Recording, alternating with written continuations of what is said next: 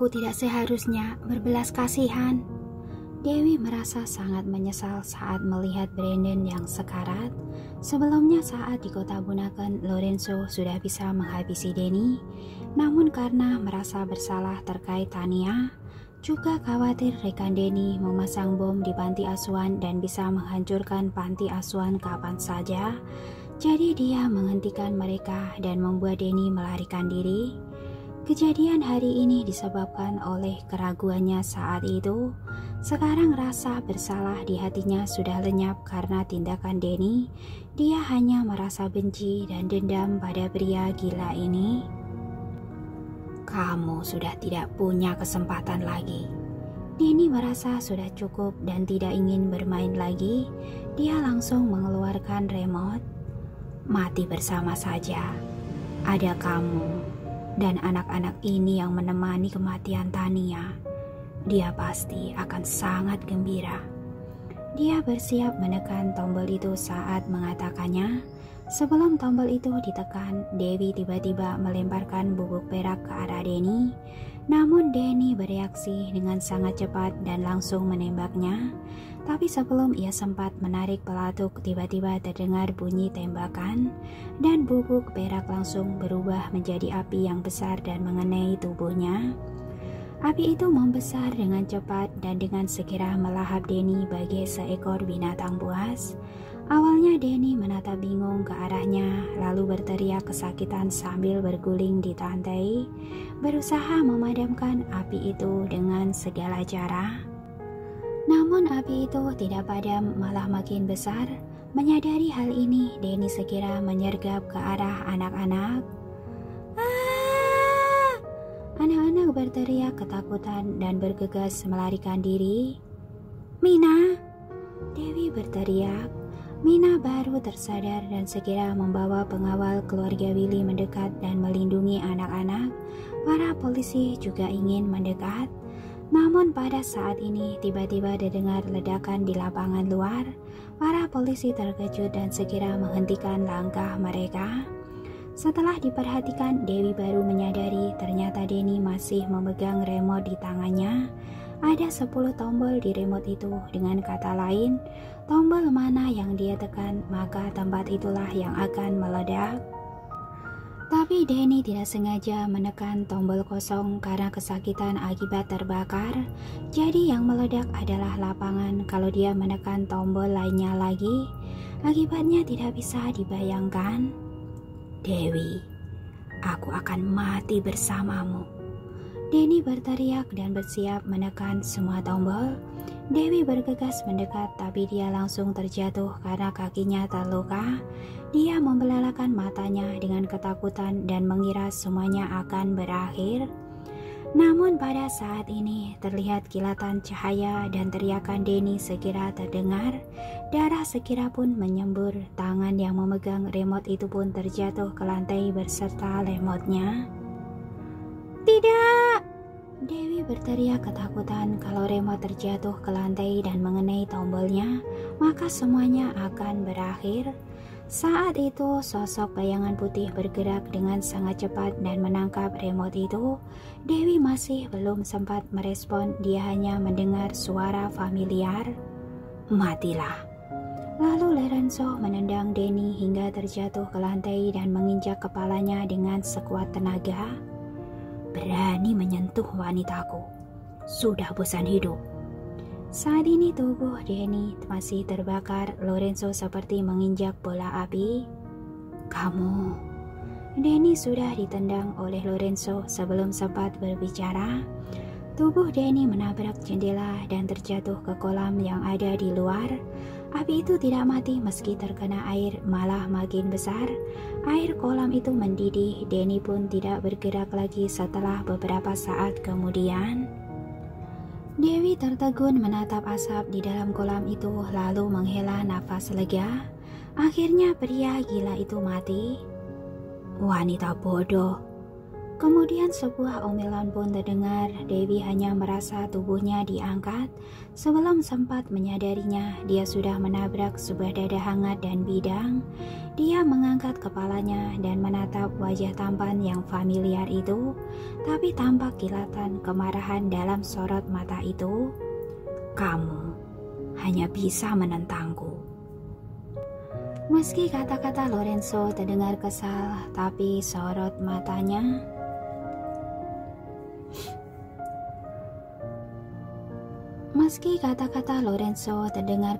nadanya juga terdengar sedikit kecewa, tapi sorot matanya yang khawatir itu langsung menghangatkan hati Dewi. Dewi sudah tidak bisa menahannya lagi. Dia bersandar di dada pria itu dengan lemah. "Tidak apa-apa, ada aku." Hati Lorenzo pun melembut, tidak tega memarahi wanita itu lagi, dan hanya mengelus kepala wanita itu dengan telapak tangannya yang besar, seperti sedang memberitahunya meski langit runtuh, tetap ada dia yang menopangnya. Sikap Dewi pun menjadi lembut. Dia menanggalkan semua kekuatannya pada saat ini. Saat ini dia tiba-tiba teringat hal yang lebih penting dan buru-buru berkata, "Bom-bom itu, Brandon, juga anak-anak." "Tenang saja, aku akan mengurusnya dengan baik." Lorenzo menggendong Dewi dan berjalan menjauh tanpa menoleh sedikit pun. "Selesaikan semuanya. Selain Denny, aku tidak ingin terjadi sesuatu pada satu orang pun." "Baik, Tuan." Brandon dan beberapa petugas yang terluka pun segera diantar ke rumah sakit. Jeff adalah ahli penjinak bom. Dia dengan segera menjinakkan semua bom yang disembunyikan di dalam panti asuhan itu. Semua anak-anak dipindahkan ke panti asuhan lainnya. Sony dan yang lainnya membereskan sisanya bersama pihak kepolisian. Hari ini hujan deras turun berlanjut hingga keesokan paginya. Dewi terbangun dari mimpi buruk. Dia membuka mata dan segera bertanya saat melihat wajah lembut Lorenzo. "Mana Brandon? Mana anak-anak? Apa mereka baik-baik saja?" Lorenzo mengeritkan alisnya. Tampak sorot tidak senang dari dalam matanya, tapi dia tidak marah, malah langsung menjawab, "Ada beberapa anak yang terluka, tapi tidak parah. Kondisi si Brandon itu sepertinya sedikit berbahaya. Sekarang masih dirawat di ruang ICU." "Seharusnya limpahnya terluka. Aku harus melihatnya." Dewi berusaha bangun tapi ditahan oleh Lorenzo. "Kamu terluka begitu parah. Mana bisa mengobati orang lain. Aku sudah minta Jasper menyuruh Heidi datang." "Tidak akan sempat." Dewi sangat panik. "Kondisinya sangat kritis. Akan makin berbahaya kalau ditunda lebih lama." Dia berusaha duduk saat mengatakannya. Dia ingin bangun dan turun dari ranjang, tapi luka di kakinya sangat parah. Dia langsung terjatuh begitu turun. Lorenzo yang duduk di sana hanya diam saja dan menatap dingin padanya.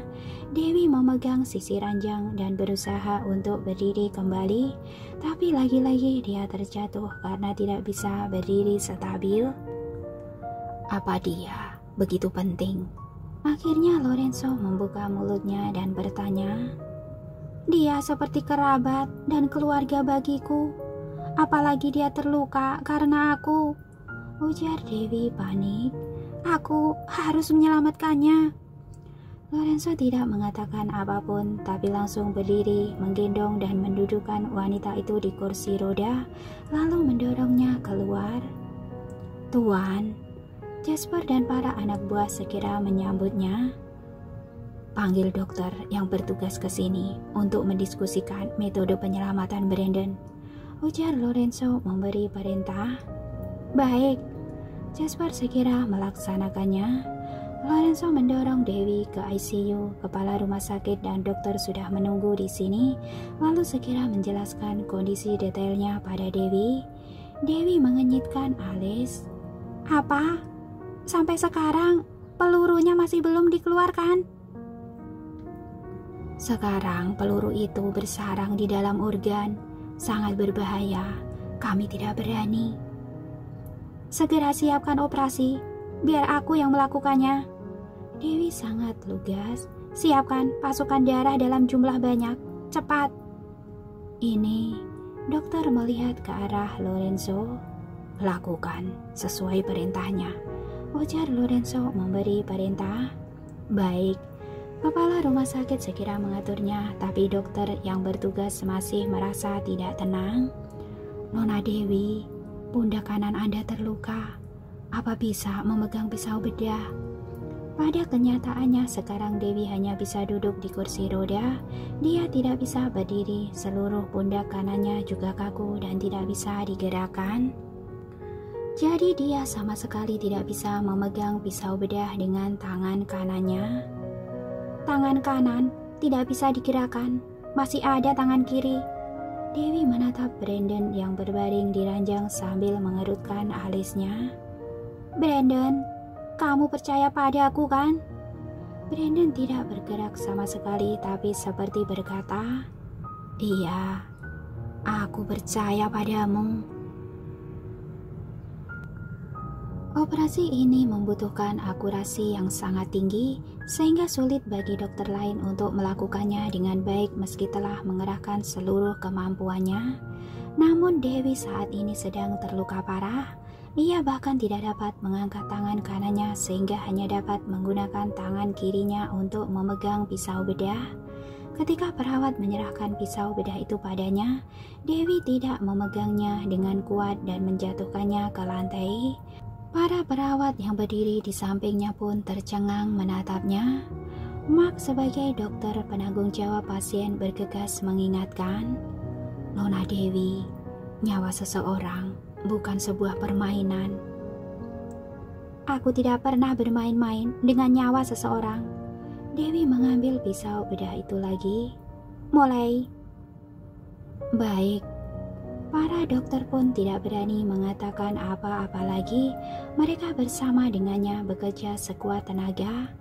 Anehnya meskipun Dewi terluka seperti ini, namun ketika operasi itu dimulai, seluruh pembawaannya berubah. Ia terlihat begitu fokus dan penuh percaya diri. Terlebih lagi ia melakukan pembedahan itu dengan begitu stabil, tanpa ada keraguan sedikit pun. Beberapa dokter lainnya merasa begitu tegang, terutama karena peluru itu tercancap di organ bagian dalam yang juga melibatkan aorta. Jika mereka tidak berhati-hati, nyawa pasien akan terancam bahaya. Namun Dewi mengeluarkan pelurunya dengan cepat dan akurat, lalu melanjutkan ke tahap berikutnya. 3 jam berlalu, Lorenzo sedang duduk di atas sofa di kamar rawat Dewi. Dia sedang membalas sebuah email ketika Jasper tiba-tiba masuk dengan tergesa-gesa dan melaporkan, Tuan, operasinya sudah selesai. Semuanya berjalan dengan lancar. Iya, Lorenzo menjawab ringan. Semua dokter di sana tak henti-hentinya memuji keahlian medis Nona Dewi, menyanjung kehebatannya yang begitu luar biasa. Jasper bersemangat. Nona Dewi memang hebat, luar biasa. Siapkan pesawat pribadi untuk kembali ke kota Snowy malam ini. Lorenzo menatap jam tangannya. Malam ini, Jasper sedikit terkejut. Tapi Nona Dewi, tentu saja ikut dengan kita. Lorenzo berkata tegas. Sebelum jam 8 terbang. Baik. Jasper tidak berani bertanya lebih banyak lagi dan segera melaksanakan perintahnya. Lorenzo kembali membaca dokumennya. Tak lama kemudian, Kelly mendorong Dewi di atas kursi roda kembali ke kamar pasien, diikuti dengan beberapa perawat wanita di belakangnya. Setelah memasuki ruangan, sekelompok orang itu dengan hormat menyapa Lorenzo. Tuan, apa operasinya sudah selesai? Lorenzo menatap Dewi. Iya, Dewi terlihat lelah. Aku ingin mandi. Nona Dewi, tubuhmu terluka, tidak boleh kena air. Aku akan membantu mengelap tubuhmu. Kelly memberi isyarat dan kedua perawat wanita bergegas menyiapkan air hangat. Keluar, perintah Lorenzo. Baik, para perawat pun menundukkan kepala mereka dan bergegas pergi. Kenapa menyuruh mereka keluar? Tanya Dewi sambil mengenyitkan alisnya. Hanya mengelap badan saja kan? Aku sendiri juga bisa. Lorenzo menggendong Dewi ke atas sofa dan mengulurkan tangannya hendak membuka pakaian Dewi. Jangan! Tanpa terasa Dewi melangkah mundur. Sebaiknya mereka saja yang melakukannya. Aku juga bukan, tidak pernah melihatnya. Lorenzo melepaskan mantel Dewi lalu mulai membuka kancing bajunya. Jangan bergerak. Kalau sampai mengenai lukamu, aku tidak akan tanggung jawab. Dewi sedikit gugup namun tidak berani bergerak sembarangan. Lorenzo menggerutu sambil membuka kancingnya. Kenapa? Kancingnya banyak sekali. Benar-benar merepotkan. Dewi memutar matanya. Lorenzo yang awalnya duduk di atas sofa, sekarang mau tak mau harus bangkit berdiri. Tubuhnya membungkus Dewi seperti seekor binatang buas yang besar. Setelah begitu lama tidak bertemu, sekarang jarak antara keduanya begitu dekat. Tiba-tiba terasa hawa yang mencurigakan. Lorenzo menatapnya, pandangan perlahan-lahan berubah misterius. Kemudian wajah tampannya semakin mendekat.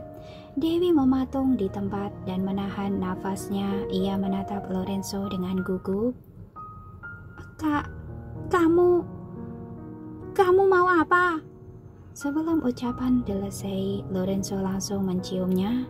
Dewi pun terpana, matanya membelalak lebar, tangannya terlulur ingin mendorong Lorenzo. Namun Lorenzo sudah melangkah mundur. Ada aroma disinfektan. Pria ini masih berani-beraninya memasang ekspresi jijik. Kamu, wajah Dewi memerah menahan amarah. Aku baru saja keluar dari ruang operasi. Ayo, cepat bersihkan. Lorenzo kembali melepas pakaian Dewi. Sekujur tubuh Dewi terasa sakit. Ia juga tidak berani bergerak sembarangan dan hanya dapat tergantung penuh pada Lorenzo. Pria itu melepaskan seluruh pakaian Dewi hingga hanya tersisa pakaian dalamnya. Kemudian ia mengelap tubuh Dewi menggunakan handuk hangat sambil bertanya, saat aku tidak bersamamu dalam beberapa waktu ini, apa ada orang lain yang menyentuhmu? Apa? Dewi tertegun sejenak baru menyadari maksud pertanyaannya. Dia langsung tersipu malu dan mengamuk. Lorenzo, kamu bajingan! Sambil mengatakannya, ia mengulurkan tangannya dan mendorong Lorenzo. Pergi, jangan menyentuhku! Lorenzo meraih tangan Dewi dan Dewi berusaha melepaskan genggamannya. Saat keduanya sedang tarik-menarik lukanya tanpa sengaja tersenggol, keringat Dewi pun segera bercucuran dan ekspresinya berubah. Sudah kubilang, jangan bergerak sembarangan, tapi kamu tidak mau mendengarkan. Lorenzo membentaknya dengan penuh amarah. Sini, biar aku lihat. Tidak perlu. Dewi masih keras kepala. Saat itu juga terdengar suara ketukan pintu dari luar dan ada orang yang datang melaporkan. Tuan, Pangeran Willy sudah tiba. Dewi yang mendengarnya langsung terdiam lalu menoleh ke arah pintu. Melihat reaksinya itu, Lorenzo langsung merasa begitu kesal. Dia memegang dagu Dewi dan memperingatkan, kamu milikku. Kemudian ia memerintahkan keluar. Suruh tunggu sebentar. Baik. Keadaan di luar langsung hening seketika. Dewi berusaha untuk duduk namun Lorenzo menahannya di atas sofa. Jangan bergerak sembarangan.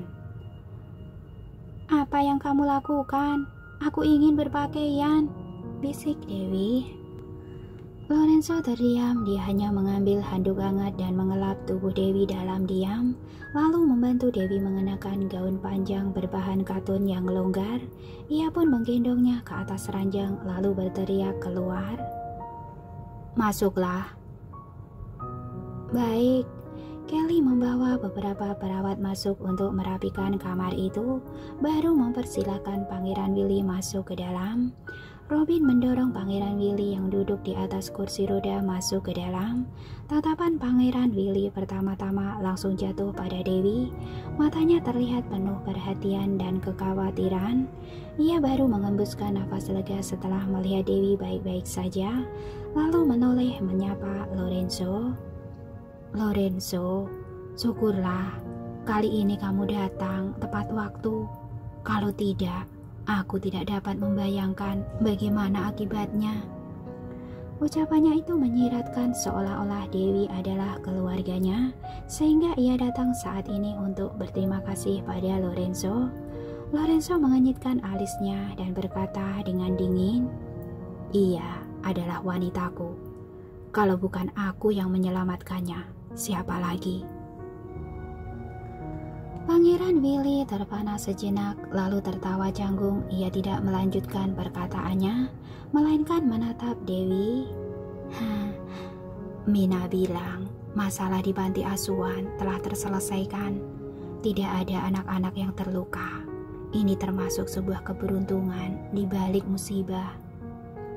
Ucapannya itu seolah-olah menunjukkan kalau dia juga ikut bertanggung jawab menyelesaikan masalah ini dan menempatkan dirinya di posisi yang sama dengan Dewi. "Benar, syukurlah tidak ada yang terluka."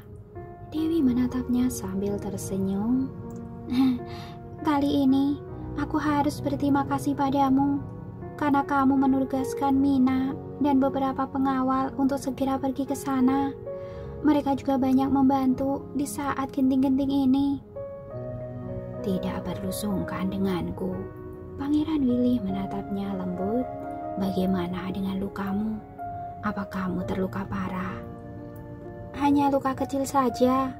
Dewi melirik Lorenzo, alis matanya bertaut, wajahnya begitu muram. Dewi pun bergegas mengalihkan pembicaraan. "Oh ya Willy, 2 hari ini aku tidak bisa membantu mengobatimu. Kamu harus minum obat tepat waktu. Nanti 2 hari lagi, aku baru ke sana." "Tidak ada kesempatan lagi." Lorenzo memotong ucapannya dan berkata datar, "Malam ini kita harus kembali ke kota Snowy." "Kita?" Dewi tercengang. "Aku sudah mengutus orang untuk mengurus panti asuhan.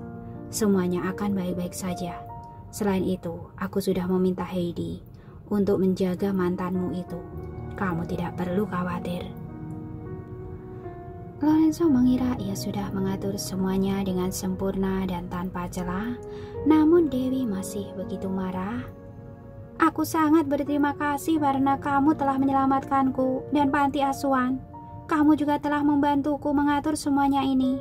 Tapi aku tidak mungkin kembali bersamamu ke kota Snowy." "Kenapa?" Lorenzo mengenyitkan alisnya dengan kesal. "Masih banyak hal yang harus kukerjakan." Dewi tidak ingin berbicara terlalu banyak. Panti asuhan menghadapi masalah sebesar ini tidak cukup hanya mengandalkan pengawalmu saja. Selain itu, masih ada Brandon. Aku ingin mengobatinya sendiri, juga mengobati kaki Willy.